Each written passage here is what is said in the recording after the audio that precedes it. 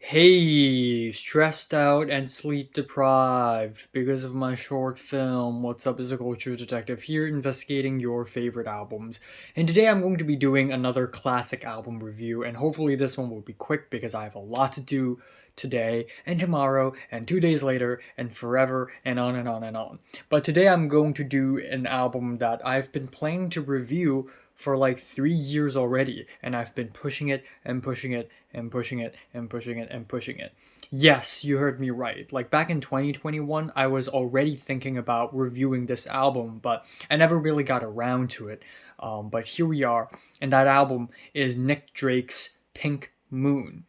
So, British folk singer-songwriter Nick Drake, he is actually born in Myanmar because his parents were stationed in Myanmar.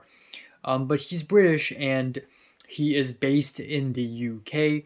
He is one of the lesser known folk singer songwriters if you compare him to the greats around that time like Bob Dylan and Simon and Garfunkel. But acts like Bob Dylan and Simon and Garfunkel are American, and American folk music was really on the rise in the late 60s and early 70s.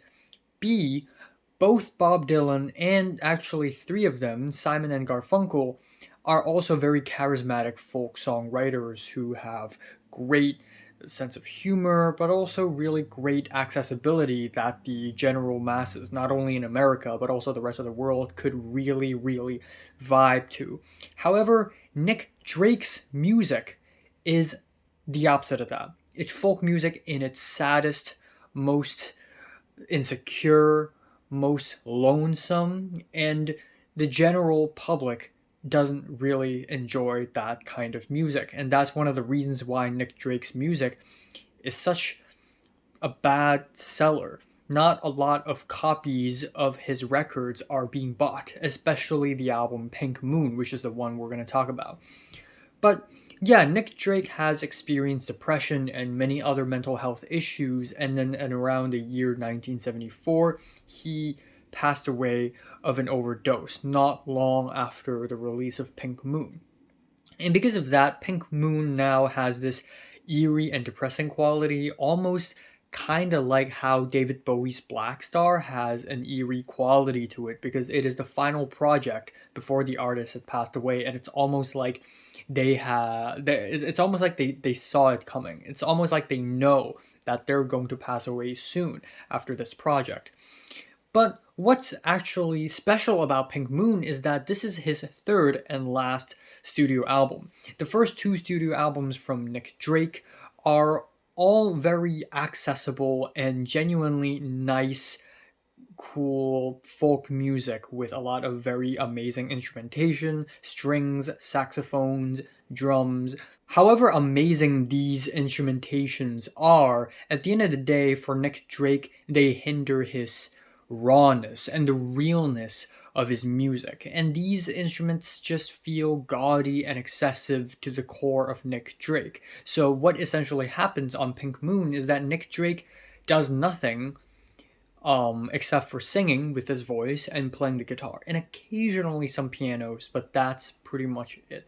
This is Nick Drake at its very core. So I'm gonna go over the album track by track. We have pianos on the title track, Pink Moon, which is a wonderful, relaxing ballad about how the pink moon is coming and how it's on its way.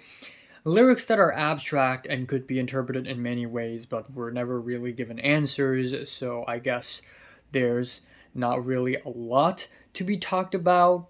And I feel like it should be left that way. There shouldn't be a definite answer to music or even just art like this because I feel like at this moment when he wrote it, he's really in a mentally low point in his life, and whatever comes out of him is just purely thoughts and feelings. But I really like the watery guitars, the overdubbing pianos, they're all really beautiful.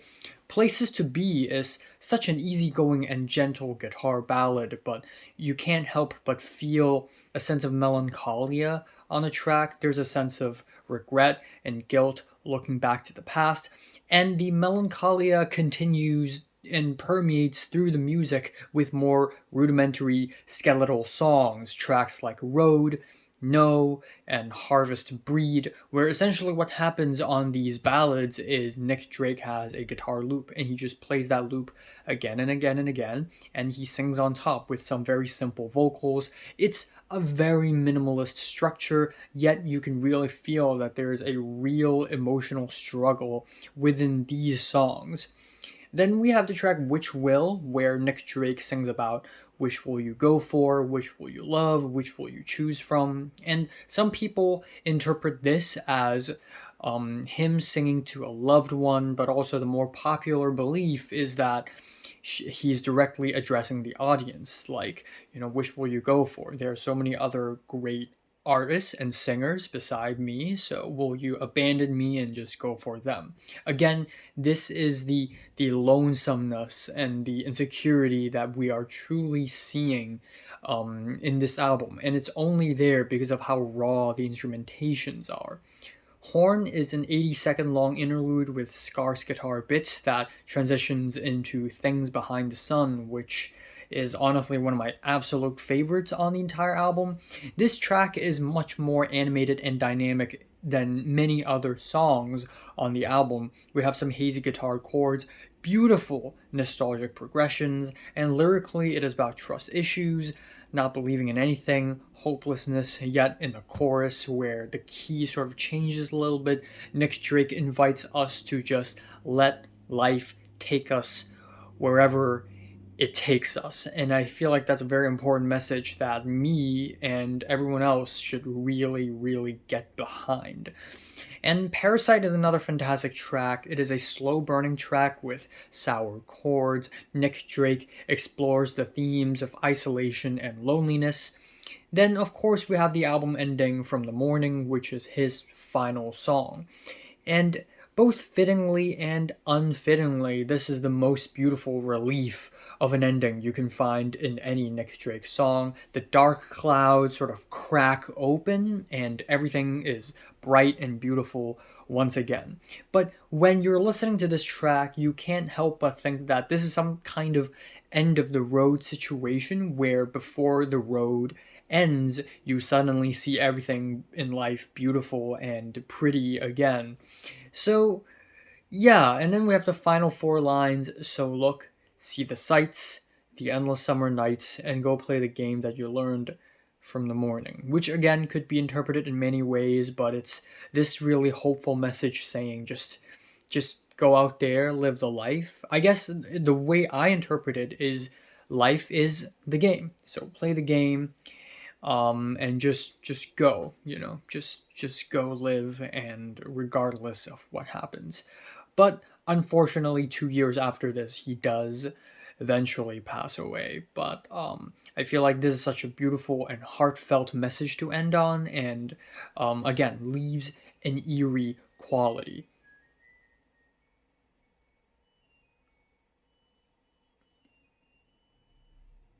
Okay. Yeah, I'm just gonna end off the review here. I'm really tired, as you may probably tell. I'm giving Nick Drake's Pink Moon a decent 9 out of 10. If you're into folk music, this one is going to be an amazing listen. Also a sad one, I guess. Yeah, so have you listened to Nick Drake's Pink Moon? Comments below, let me know, subscribe if you want more, and thanks for watching.